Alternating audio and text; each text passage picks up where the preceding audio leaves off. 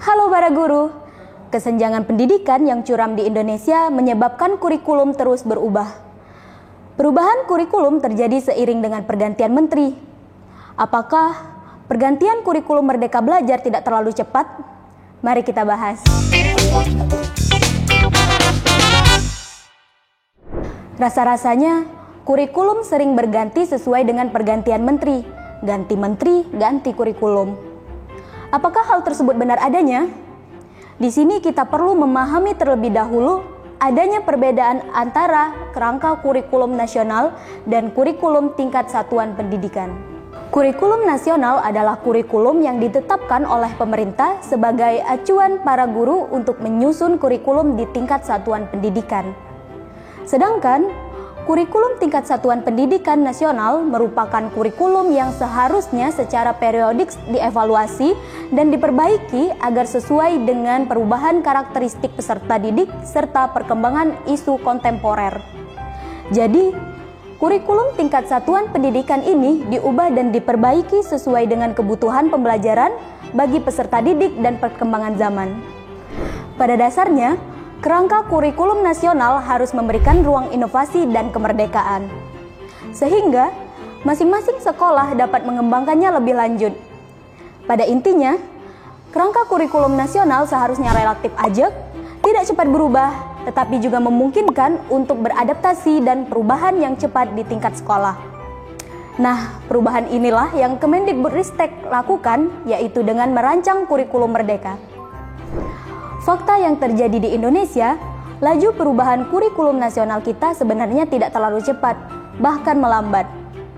Jika kita perhatikan dengan teliti, sejak ditetapkannya Undang-Undang Nomor 20 Tahun 2003 tentang Sistem Pendidikan Nasional, laju perubahan kurikulum melambat dari KBK di tahun 2004, KTSP di tahun 2006, dan yang terakhir adalah kurikulum 2013 atau yang sering kita sebut K13 di tahun 2013. Sedangkan kurikulum merdeka baru akan menjadi kurikulum nasional pada tahun 2024 mendatang.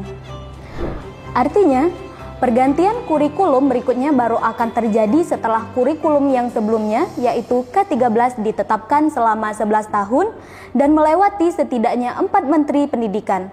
Oleh sebab itu, fakta ini mematahkan pemeo, ganti menteri, ganti kurikulum.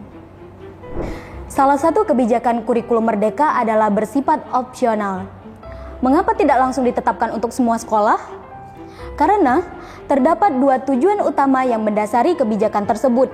Yang pertama, Kemendikbudristek ingin menegaskan bahwa sekolah memiliki kewenangan dan tanggung jawab untuk mengembangkan kurikulum yang sesuai kebutuhan dan konteks masing-masing sekolah. Jadi, mereka bisa menyesuaikan dengan kurikulum merdeka.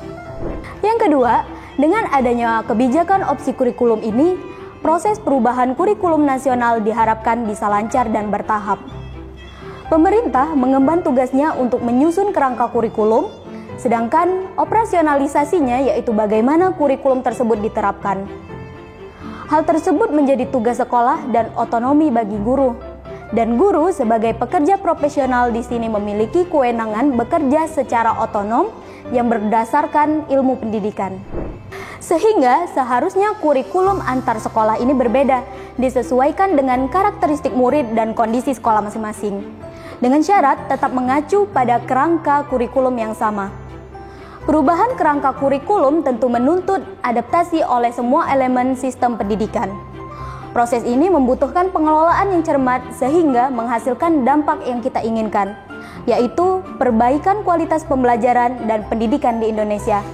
Oleh sebab itu, Kemendikbudristek memberikan opsi kurikulum ini sebagai salah satu upaya manajemen perubahan.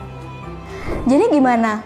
Apakah kurikulum merdeka cocok untuk diterapkan di sekolahmu? Yuk kita sharing di kolom komentar.